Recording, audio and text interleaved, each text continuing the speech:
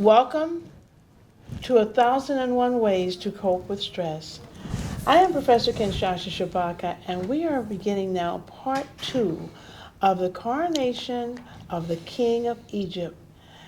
Our excellent presenter is Dr. Frederick MONDERSON, Egyptologist, author of numerous books on Egypt and other sources of history, our ancient history, and Dr. MONDERSON. Thank you, Professor. Thank you for having me again.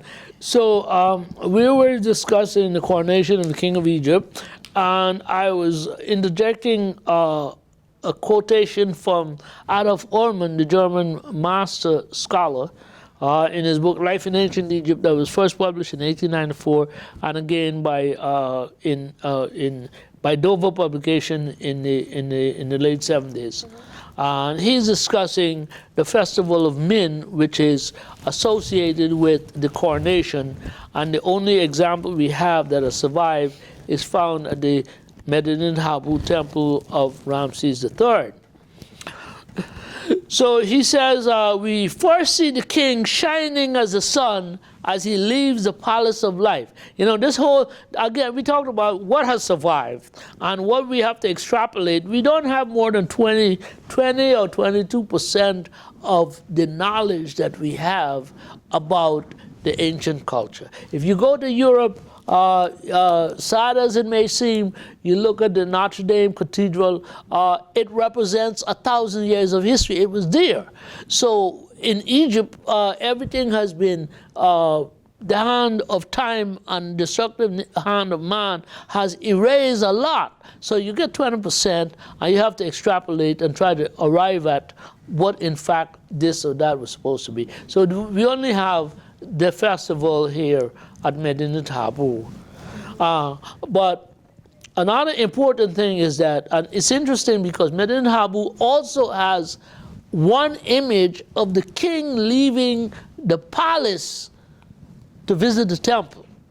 So in many respects, it's more than, and then of course, that site of Medinet Habu has the place of the burial of the Agdod and the 9 gods that were removed from Heliopolis and buried there. So it's an extremely sacred environment. So he leaves the palace of life, steadfastness and purity, and is borne towards the house of his father Min to behold his beauty. The pharaoh is seated on a canopy and richly decorated sedan chair. He is carried by some of his sons, while others fan him with their large fans. 2 priests walk in front of him burning incense. A third, the reciter priest, reads all that is customary before the king as he goes forth. So in Africa, you have these prayer singers. As the king is walking, these people they're also praying for the blessing of the gods on the king and the nation. Accompanying royal relatives, royal children, and great princes precede the king. Others follow. At the head of the procession are drummers and trumpeters, while in the rear march the soldiers. In the meantime, the god Min has left his sanctuary and advances to meet the king. 20 priests bear the covered stand on which the image of the god is carried. Others fan the god with bouquets and fans. The white bull, sacred to the god, walks pensively before him, and a long procession of priests follow, carrying the insignia of kingship and divine symbols. Also images of the royal ancestors. The statues of the kings of Upper and Lower Egypt. In the meantime, the reciter priest reads from the strange book, Words of the Negroes. This is not explained. Why is the Negroes mentioned in this sacred setting? And the procession advances, meets that of the king, which is waiting on a terrace where 2 flagstaves bearing the headdress of the god have been erected. Here the priest lets fly 4 geese to carry the news to the gods of the 4 quarters of the earth, and that Horus, the son of Isis and Osiris, has received the white and the red crowns, that King Ramses has received the white and the red crown. Osiris has received the white and the red crown, and King Ramses has received the white and the red crown. those two, I encountered that. I wanted to bring it to your attention. Those two specific instances, right? One, and I've looked at, there's a face that I didn't understand the meaning of it, but every time I see a significant inscription, this African face is up there. I think it was Burkhardt called him the Prince of the City. It was like the big man, right? But what is the Negro doing in this? Is the okay? If you can envision the high altar with the priest reading on the sacred high holy day, the priest reading from the book, and it comes to the Negro words. What is that? Okay, it certainly says that they're up there somewhere, but the cliche that we have been indoctrinated into, and that is a lot of the stuff that we've learned, we have to unlearn, right? Mm-hmm. We learn red and white. Even oftentimes in the description of the crowns, the red crown and the white crown. But it says here, the white crown and the red crown, because the white crown symbolized the South, which was predominant in the culture. You cannot say the first dome is in the South. The red crown supposedly represents the North, and you put the North in front of the South. The king's name, one of the king's titles is King of Upper White Crown and Lower Egypt Red Crown. So we got to be able to see how Malcolm X used to say they know how to put it, okay? So that you would parrot what they're arguing. They're arguing north to south, whereas the flow of the river, the flow of the culture, and the flow of the thought processes of our scholars show that it's south to north. And this particular quotation, which shows that the white crown is superior to the red crown. When we look at I've shown you on my business card, Ahmes Nefertari and her. I'm heading to Europe, British Museum and the Louvre. There's an image of Queen Ahmes Nefertari wearing that red, white, and blue, right? But we say red, white, and blue. But when you look at her dress, the greater portion of the dress is white linen. And there is a red sliver and a blue sliver.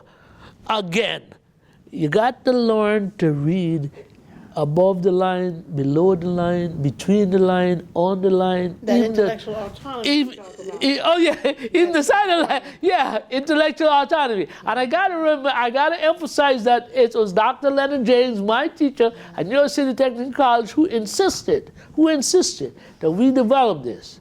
You know, and other scholars talk about the $1 million, I ain't gonna go into how you describe it, education that others have that we must acquire. But you only are accorded that through long, consistent study. You gotta put in the time, okay? When you put in the time, you will win eventually. Okay. Also, I wanted to bring to your attention the daily life of the king. You know, this king is not just sitting up there on the throne sipping pina coladas and what have you, right? So at daybreak, the king dispatches and answers his letters. You know, he then bathes and robes himself in the state garments and assists at the sacrifice in the temple. Of course, that's another thing altogether. The daily ritual, which occurs 3 times per day. There's the high priest and the people pray for the God's blessing on the king. This is a society where, you know, people are living marked righteousness and truth and justice. And the priests give him to understand. And they also tell him, listen, king, in a figurative way, nice and, you know, this is not how you should behave. What is worthy of praise or blame? He got to sit down there and people criticize him, but in a way they're steering him in a proper administration of the state that he is been admonished to perpetuate, right? After this homily, the king offers sacrifices, but does not leave the temple until he has listened to the reading from the sacred books on the deeds and maxims of famous men. So every day they tell him that Meruruka and Ti and Tahotep and Dedua and all of these great lights of his culture, how they've acted, how they've reacted, the great kings and what have you. And he's supposed to learn from that. Because you see, there is a concept that, and I mentioned it somewhere, I'm get to it, I guess. Okay, let me finish this. His manner of the life during the remainder of the day is exactly laid out for him. Even as to the time for his walks, he has to take a walk. You don't sit on the ground all day, you know. Or for his frugal meals of goose flesh, beef and wine. He eats a lot of that stuff. Everything Theodore is arranged as strictly and reasonable as it prescribed by a physician. Okay, so therefore we have some of the, let's call it the I don't want to call it the precursor to the old notion of what coronation of the king is all about, right? Okay, so the coronation of the king was not simply a one-phase process, but a much more complex and actually involved a phenomenon that was divinely ordained. Contrary to the falsity of Caucasian Egypt, people and controlled by people who migrated from Southwest Asia, the Africans in Egypt considered themselves autochthons, native to the land, whose God created, inspired, and enlightened, even manifested their every desire, aspiration, need, and accomplishment. As such, they have no memory of these people from the East, though they have an affinity, a memory of and heritage with people from the South. Their system of kingship was ordained, created, and inspired by divine forces. Theirs was a theocratic, God-ordained society regulated by a political order which Dr. Jacob Carruthers characterized as the only perfect government on earth. The rule of the king was the Son of God, successor to the gods who ruled Egypt, himself as God on earth, whose principal function was to restore and protect the temples, while protecting and ritualizing the gods, and then the society in general. In addition, the king had to protect and defend Egypt from internal and external threat, physical and spiritual. Incidentally and unfortunately, the king was only a representative, a son of the god. He was not the big man himself. You know, this individual and assistants were skyward in the heavens. Nevertheless, upon death and ascension to heaven, the king was answerable to the great God and judged whether he had lived by the tenets of man, that is, truth, justice, righteousness, proper morals, held to high standards of good government and practices. Once he was able to prove his worthiness as the bar of divine judgment, he then acquired full God status, that he became a full-fledged God. Inherent in the principal requirements of that unfolding phenomenon was the responsibility of the king to worship and ritualize the great God on a daily basis. This was a ritual of the day, the divine worship, where the god received a heavy breakfast in the morning, a medium-sized lunch, and a light snack before retiring for the night. As such, the ritual occurred 3 times per day. However, the king could not participate in this holy daily rite until he had received his coronation. Even then, irrespective of when the coronation ceremony is performed, and we did mention it's not every day you can choose a coronation day. It has to be in the morning when the sun rises, and so it has to begin at the beginning of one of the cycles.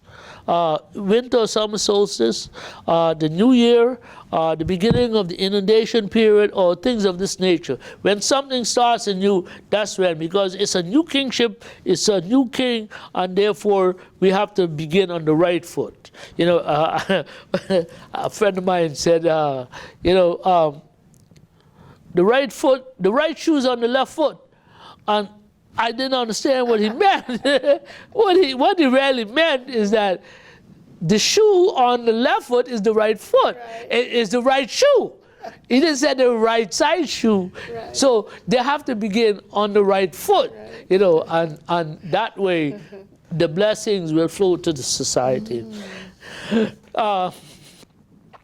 So we talk about the theoretical illustration of the God in heaven. The sun God occurred on a daily basis in the heavenly realm. He was there walking in the early morning. His bath attendants, Horus and Thought, prepare his bath, where he's washed, toweled, massaged, powdered, dressed, perfume, and rouge. Then his kingly paraphernalia attached, his crown, his rings, all his jewelry, and what have you, so forth. His chains, his necklace, his royal attire. Royal attire. That is, his crown, scepter, jewelry consists of armbands, necklace, wristbands, rings, ankle bands, all of gold, of course.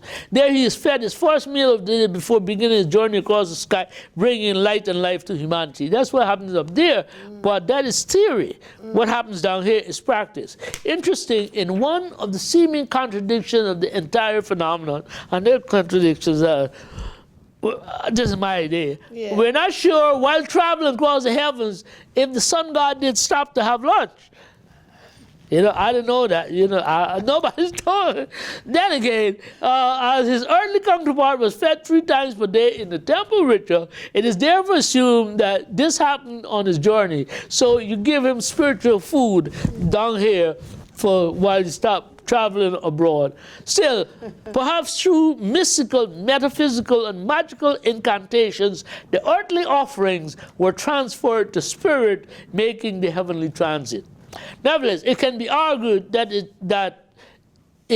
while the heavenly ritual is theoretical, the practical application of the same process in the temple is therefore a simultaneous mirror experience. Therefore, while the image of the God resides in the sanctuary, he gets 2 for the price of 1, both in celestial and in terrestrial realms. It is an extraordinary experience how this unfolded. The king awakens early in the morning, where he is washed and purified in the Pordouet. The Pordouet is the house of the morning. It's like our bathroom. You get up, you go to the bathroom, do what you got to do, get ready. With the above-mentioned heavenly experience completed, he heads to the temple, where he is again purified before entering. The temple is also purified to come alive before the procession of the sanctuary begins. It don't start like that. The temple goes to bed at night, and you have to wake the temple, you have to incense it, you have to asperge it, sprinkle your holy waters, do the burning without, say your prayers, bring the temple alive, then we're going to start the day service. The temple is also purified to come alive before the procession to the sanctuary begins. Upon arrival, perhaps with an assistant or 2, the king opens the door. It's called the gates to heaven. There he awakens the God, speaks to the God, and begins to perform the ritual of the day. He has to say to God, Your Majesty, I need to change your clothing. I need your permission to put my hands on you so that I can do what I'm supposed to do. I'm a prophet in this temple. I'm here to do my holy job, you know, and I need your help. I don't just rush in there and grab the God and start. It doesn't work like that. This conversation is important, for he has to ask the deity to place his hands on him. This then is his religious and spiritual responsibility. In addition, as here stated, he has political, social, and cultural obligation and administrative responsibilities, together with that of defending the state from internal and external enemies. Then perhaps, after a lengthy reign, the old king dies and the nation enters in a state of serious mourning. Because of the divine conception and inspiration of this perfect political religious system, the death of the king is considered a potent rupture of the social fabric of the society. It's akin to a break in an important artery of the physical body with the blood gushing. So the nation enters a period of psychological turmoil, awaiting re-establishment of the social, religious, and political order that comes with the coronation. Generally, the palace is closed. The temples are closed. Everything comes to a standstill. People go about in procession, shedding tears, crying, praying, and singing praises of the deceased king. Meanwhile, the heir apparent, the government has to go on, undergoes the succession process of a 70-day period in which his father, the late ruler, is mummified in preparation for the burial. We have much more time? Yes, we have. Okay. 35. Oh, okay. So, Chouala de Lubis, he was a scholar who spent many years studying every stone in Luxor Temple. He also wrote the temples of Karnak. He talks about the coronation rite consists of 5 series of ceremonies. These are the purification, the proclamation of the protocol. The king must next receive the crowns, the enthronement and release of the 4 boards, the 4 cardinal points of the world, which is the south, north, east, and west. You'll notice that it didn't say north-south. It says south-north. These 4 boards were merged with the 4 sons of Horus to proclaim the good tidings that a new king has ascended the throne of Egypt. We see this reenactment at Medinet Habu of Ramses II during the Festival of Min. We talked about that a little earlier. And at the coronation of Ramses III. Still more significant, the coronation does not take place instantly. There is one example of this where Ramses III was murdered, and his son Ramses IV, he ascended the throne the same day. The same day he buried his father, he became king, celebrated the coronation. But this was an unusual situation, perhaps because it was not a natural death, because the king was ambushed and killed. Right? The old king must first be buried. The succession takes place in the 70-day period through the preparation of the king's body through mummification. Then he is led to the tomb's entrance where the ceremony of opening the mouth is performed so he could speak at the judgment in the afterlife. Tensely, the earthly retinue, the whole society, awaits divine word that the king has been successfully vindicated, declared through a voice. Only then will a divine messenger return to earth and say, well, okay, listen, he made it, y'all can go ahead, put the new king on the throne. Generally, from the earliest times, the king chose his successor, who, for the most part, was his eldest son or the son of his sister. While he had a queen, he also had a harem. Much has been written about the beautiful princesses of Asia and Europe, princesses of Asia and Europe, who came to marry the king in a sort of political marriage between the two. Dr. Diab says, yeah, but they were members of the harem. They were not the high lady. And not the great queen who sat beside the king on the throne. Nevertheless, there's always intrigue within this or that harem lady who questioned whether her son or my son should be king. Which one? She wants her son to be king, that lady wants her son, and therefore by choosing his, making known the heir apparent, his successor, the king sort of preempted such intrigue. One day in the early 12th dynasty, during the Middle Kingdom, the king was resting in the palace after a challenging day. He may have closed his eyes for a moment, and then he heard a commotion of people rushing towards him. Jumping to his feet, grabbing his sword, he fought the attackers off and finally decided to adopt and publicly proclaim his son as successor and co-regent. In this, there would be no question of who would succeed him. In fact, there was one incident where the king was assassinated by conspirators. The story of Senuhe is famously told of an official, fearful he would be implicated in the conspiracy, fled to Palestine, and as he grew old, he longed for his native land to be buried there. The new king welcomed him back and gave him honors.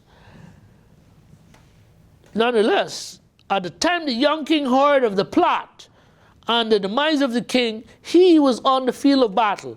With a few trusted allies, he secretly left the field of battle, his army, and journeyed to the palace to assume control. Even his soldiers did not know he was missing.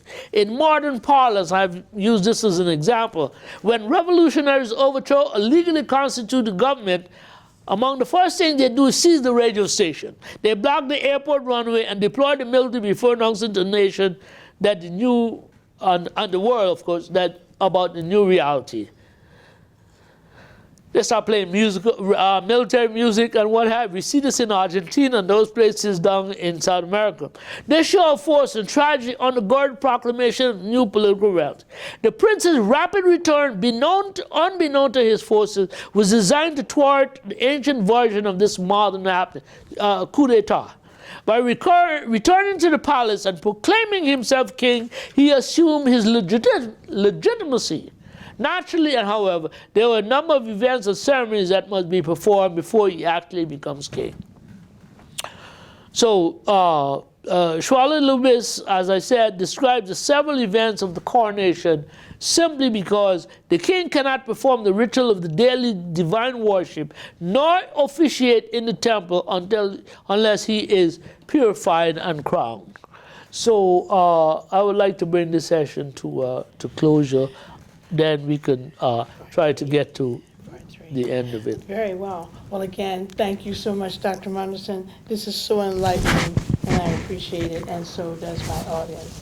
Thank you for listening to 1001 Ways to Cope with Stress.